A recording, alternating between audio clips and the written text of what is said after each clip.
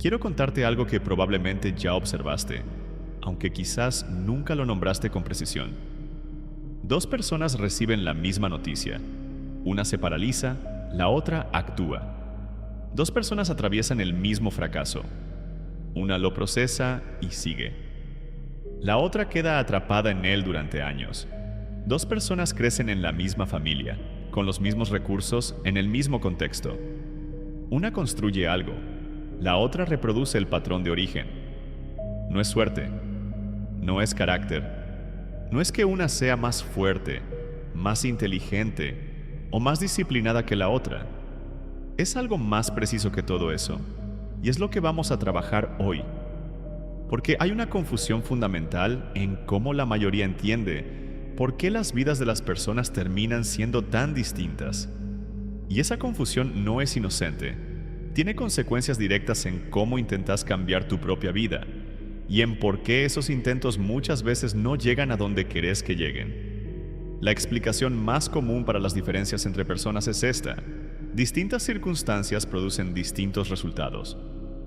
Uno tuvo más oportunidades, el otro no. Uno tuvo más recursos, el otro no. Uno tuvo más apoyo, el otro no. Y eso no es completamente incorrecto. Las circunstancias importan. El contexto importa. No estoy diciendo que todo sea interno y que lo exterior no tenga ningún efecto. Eso sería una simplificación que no resiste el menor análisis. Pero hay algo que esa explicación no puede resolver. Y es el problema que aparece cuando dos personas tienen las mismas circunstancias. El mismo trabajo, la misma ciudad, la misma familia de origen, el mismo punto de partida, y aún así terminan en lugares completamente distintos. Ahí la explicación de las circunstancias se queda sin respuesta. Porque si el resultado lo produjeran las circunstancias, dos personas en las mismas circunstancias deberían producir resultados similares. No ocurre así. Casi nunca ocurre así. Y la razón es esta: lo que produce el resultado no son las circunstancias. Lo produce la interacción entre las circunstancias y el sistema que las procesa. Antes de que cualquier circunstancia llegue a vos, antes de que la proceses, la evalúes, la sientas, ya pasó por un filtro. Ese filtro no es neutral, no es una ventana transparente que deja pasar la realidad tal como es. Es una lente activa que selecciona, interpreta, amplifica ciertas cosas y minimiza otras, y entrega un resultado que se siente como percepción directa de la realidad, pero que en verdad es una versión procesada de ella. Dos personas no ven la misma situación. Ven la versión que sus respectivos sistemas producen de esa situación.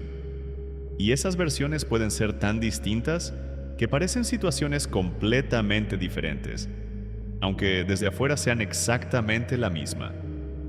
Se ve en la persona que recibe una crítica y la procesa como información útil. Y la persona al lado que recibe la misma crítica y la procesa como confirmación de que no sirve para esto. Mismo estímulo. Dos sistemas distintos, dos realidades distintas. Se ve en la persona que pierde un trabajo y lo procesa como la señal de que era momento de moverse hacia algo mejor. Y la persona que pierde el mismo trabajo y lo procesa como evidencia de que el mundo está en su contra. Mismo evento. Dos sistemas distintos. Dos trayectorias que en los próximos 5 años van a estar en lugares completamente distintos. Se ve en la persona que entra a una conversación difícil y la procesa como una oportunidad de resolver algo. Y la persona que entra a la misma conversación y ya antes de que empiece, sabe cómo va a terminar, porque el sistema activó todas sus predicciones sobre este tipo de situación, y ahora está respondiendo a la predicción, no a lo que está ocurriendo. Y acá viene la pregunta que importa. ¿Qué determina lo que el filtro hace? ¿Por qué un sistema procesa una crítica como información y otro la procesa como amenaza? ¿Por qué un sistema ve una pérdida como una señal y otro la ve como una condena? La respuesta no está en la situación, está en lo que el sistema aprendió a esperar de situaciones parecidas. El filtro está construido con historia, con cada vez que algo similar ocurrió antes y el sistema aprendió una conclusión. con cada respuesta emocional que se archivó como patrón, con cada interpretación que se repitió suficientes veces hasta volverse automática, con cada narrativa que el sistema construyó sobre quién sos, qué mereces, qué podés esperar, cómo terminan las cosas para vos. Todo eso está operando antes de que la situación llegue. Por eso dos personas no ven la misma situación. Por eso lo que para uno es una oportunidad, para otro es una trampa. Por eso lo que para uno es un problema menor, para otro es una catástrofe. No porque uno sea más fuerte o más sabio, sino porque sus sistemas tienen historias distintas. Y esas historias producen filtros distintos. Y esos filtros producen realidades distintas. Hay un instante específico, muy breve, casi invisible desde afuera, donde las dos realidades se crean. Es el instante entre el estímulo y la respuesta. Ese espacio que en este canal llamamos la brecha. En ese espacio, el sistema hace algo que ocurre tan rápido que casi nunca se registra. Clasifica. Antes de que haya pensamiento consciente, antes de que haya evaluación deliberada, el sistema ya decidió en qué categoría cae esta situación. Si es amenaza o es oportunidad. Si confirma o contradice la narrativa. Si requiere defensa o apertura. Y esa clasificación determina todo lo que viene después. La emoción que aparece, el pensamiento que sigue, la acción que se toma, el resultado que se produce. Todo eso es consecuencia de ese primer movimiento invisible. Dos personas en la misma situación tienen brechas distintas. Y en esas brechas distintas ocurren clasificaciones distintas. Y esas clasificaciones distintas producen respuestas distintas. Y esas respuestas distintas producen resultados distintos. Y todo esto ocurrió antes de que ninguna de las dos personas haya tomado conscientemente ninguna decisión. Y acá viene la pregunta que importa. ¿Qué determina lo que el filtro hace? ¿Por qué un sistema procesa una crítica como información y otro la procesa como amenaza? ¿Por qué un sistema ve una pérdida como una señal y otro la ve como una condena? La respuesta no está en la situación. Está en lo que el sistema aprendió a esperar de situaciones parecidas. El filtro está construido con historia, con cada vez que algo similar ocurrió antes y el sistema aprendió una conclusión, con cada respuesta emocional que se archivó como patrón, con cada interpretación que se repitió suficientes veces hasta volverse automática, con cada narrativa que el sistema construyó sobre quién sos, qué mereces, qué podés esperar, cómo terminan las cosas para vos. Todo eso está operando antes de que la situación llegue. Por eso dos personas no ven la misma situación. Por eso lo que para uno es una oportunidad, para otro es una trampa. Por eso lo que para uno es un problema menor, para otro es una catástrofe. No porque uno sea más fuerte o más sabio, sino porque sus sistemas tienen historias distintas, y esas historias producen filtros distintos, y esos filtros producen realidades distintas. Hay un instante específico, muy breve, casi invisible desde afuera, donde las dos realidades se crean. Es el instante entre el estímulo y la respuesta. Ese espacio que en este canal llamamos la brecha. En ese espacio, el sistema hace algo que ocurre tan rápido que casi nunca se registra. Clasifica. Antes de que haya pensamiento consciente, antes de que haya evaluación deliberada, el sistema ya decidió en qué categoría cae esta situación. Si es amenaza o es oportunidad. Si confirma o contradice la narrativa. Si requiere defensa o apertura. Y esa clasificación determina todo lo que viene después. La emoción que aparece, el pensamiento que sigue, la acción que se toma, el resultado que se produce. Todo eso es consecuencia de ese primer movimiento invisible. Dos personas en la misma situación tienen brechas distintas, y en esas brechas distintas ocurren clasificaciones distintas, y esas clasificaciones distintas producen respuestas distintas. Y esas respuestas distintas producen resultados distintos. Y todo esto ocurrió antes de que ninguna de las dos personas haya tomado conscientemente ninguna decisión. Y acá está la consecuencia más importante de todo lo que venimos viendo. Si lo que produce la realidad no son las circunstancias, sino el sistema que las procesa, entonces cambiar las circunstancias sin cambiar el sistema produce exactamente lo que produce, el mismo resultado en un contexto distinto.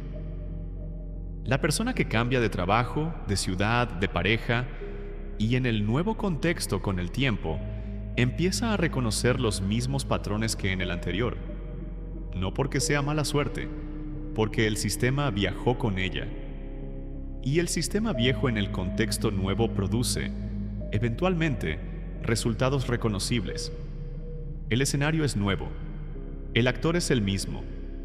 Y el actor determina la obra mucho más que el escenario. Esto no significa que las circunstancias no importen. Ya lo dijimos, importan.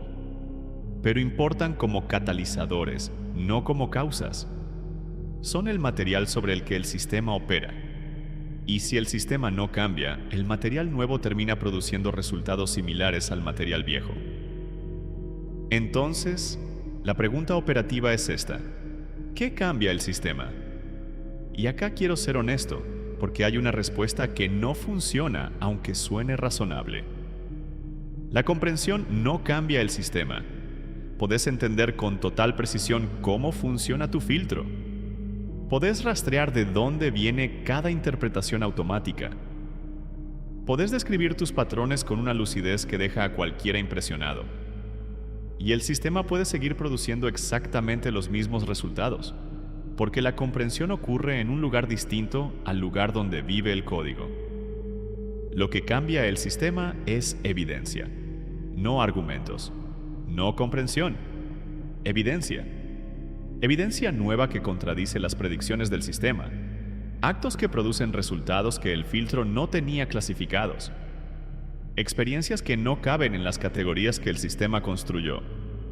Cada vez que haces algo que el sistema no esperaba que hicieras, y el mundo responde de una manera que el sistema no predijo, hay una pequeña actualización en el filtro.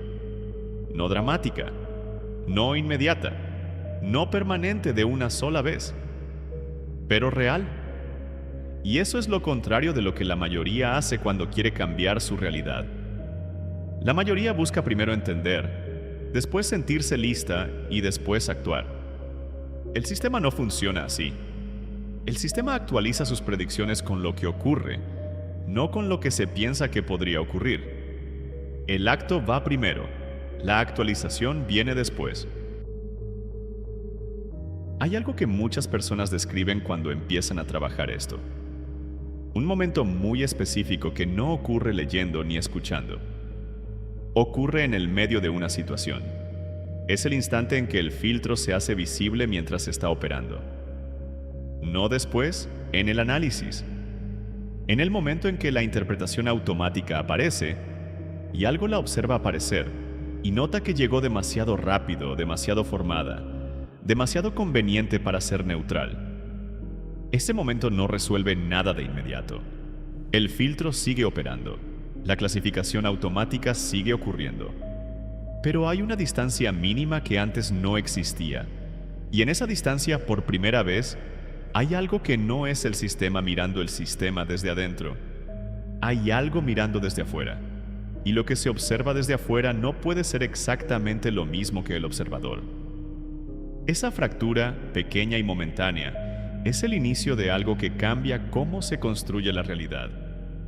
No porque produzca un cambio inmediato en los resultados, sino porque introduce una variable que antes no estaba en la ecuación: la posibilidad de que la clasificación automática no sea la única clasificación disponible. Eso es lo que separa, con el tiempo, a la persona que construye una realidad distinta de la que sigue produciendo la misma. No la fuerza de voluntad, no la disciplina, no las circunstancias. La capacidad de notar el filtro mientras filtra y de sostener, aunque sea por un instante, la pregunta de si lo que el sistema acaba de clasificar como amenaza, como confirmación, como inevitabilidad, es realmente lo que parece ser. Volvamos a las dos personas con las que empezamos. La misma situación. Dos realidades distintas. Ahora entendés que la diferencia no estaba en la situación. Estaba en los sistemas que la procesaron. En los filtros que, en la fracción de segundo antes de cualquier pensamiento consciente, clasificaron lo que estaba ocurriendo y pusieron en marcha dos cadenas de respuesta completamente distintas. Y entendés también que cambiar eso no es una cuestión de entender mejor. Es una cuestión de producir evidencia nueva que el sistema tenga que procesar. De hacer cosas que el filtro no esperaba. De generar resultados que no caben en las categorías que el sistema construyó con su historia. Y de notar, cuando el filtro opera, que está operando. Eso es todo. No es más complicado que eso. Y tampoco es más fácil que eso. Hay algo que ningún video puede darte y es honesto nombrarlo. El momento en que esto deja de ser un concepto interesante y se convierte en experiencia directa no ocurre escuchando.